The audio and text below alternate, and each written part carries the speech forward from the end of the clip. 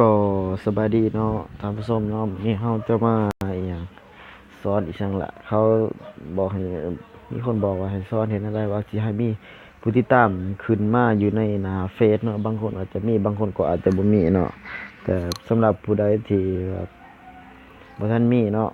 บ่ทันมีแบบนี้หรือว่าอยากเฮ็ดอิหยังๆก็สามารถกดติดตามมาได้เนาะเข้าไปเบิ่งขั้นแรกทำอิฐเนาะเราเข้าไป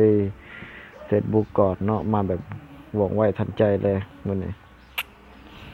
กดเข้าแล้วเนาะแล้วก็เฮามากดอยู่ที่ปุ่มนี่เนาะอ่าปุ่ม3ขีดนี่เนาะทางด้านเบื้องขวามือแม่นปะของจอเนาะฉะนั้นแล้วก็เลื่อนไปอยู่ที่ตั้งค่าเนาะความเป็นส่วนตัวนี่แหละตั้งค่าเลื่อนลงมาเนาะตั้งค่าและความเป็นส่วนตัวโอเคหลังจากนั้นก็กดเข้าไปที่ตั้งค่าเนาะตั้งค่าแล้วก็เลื่อนไปมาเบิ่งอยู่ที่โพสต์สาธารณะเนาะผมจะเห็นเนาะหลังจากกดตั้งค่าแล้วมันจะมีตั้งค่าอีกความเป็นแล้วความเป็นส่วนตัวแล้วมีตั้งค่าแล้วก็กดเข้ามาเนาะเดี๋ยวเลื่อนลงมานี่มันจะเป็นสิเขียนออกมาว่าความเป็นส่วนตัวเนาะสิเสร็จแล้วโพสต์สาธารณะอันนี้เนาะโพสต์สาธารณะเนาะจื่อไว้เนาะหลังจากกดมานี่แล้วโพสต์สาธารณะเนาะมันจะเขียนใส่ว่าใครที่สามารถติดตามฉันได้ในประมาณในสาธารณะเนาะแต่เราเพิ่มไปแล้วเนาะอ่า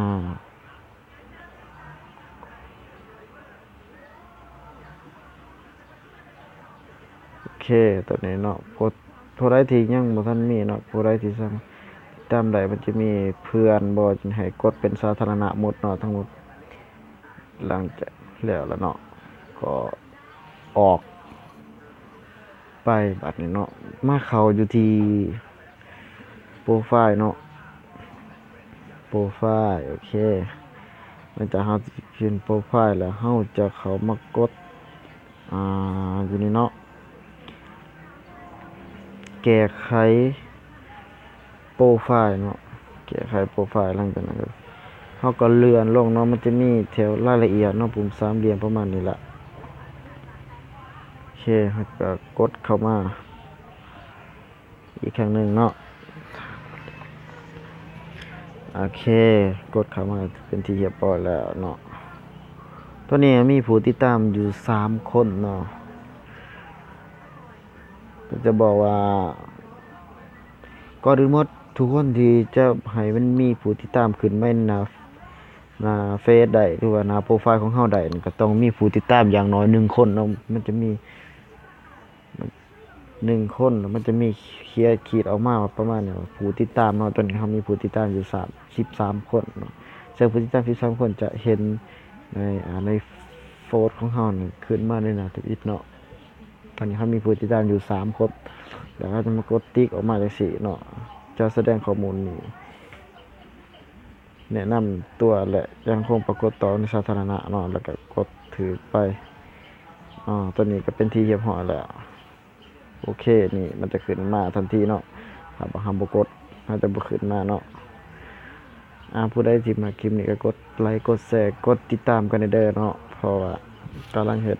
ช่องใหม่ๆเนาะส่วนช่องเก่ามันถูกแบนบ่แม่นถูกแบนเนาะเพราะว่าเฮา เปลี่ยนช่องใหม่เนาะเฮาจะบ่ใส่ช่องเก่าเฮาสร้างขึ้นมาใหม่เนาะตัวติดตามทาง YouTube ได้เนาะผู้ใดที่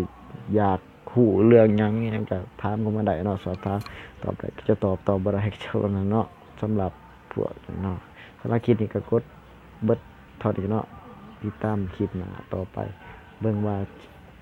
จะมาสอนอีหยังอีกเนาะบ๊ายบายบัดนี้